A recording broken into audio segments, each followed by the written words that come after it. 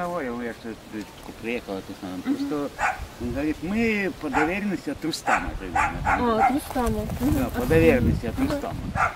Просто доверенность Рустам написал для них, чтобы не жили там. А как я не знаю. Вот приехали, скажите, пожалуйста, вы к кем приходите? Родственники.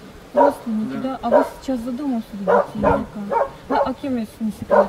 Ну какая разница? Да не, ну зачем это надо? Ну.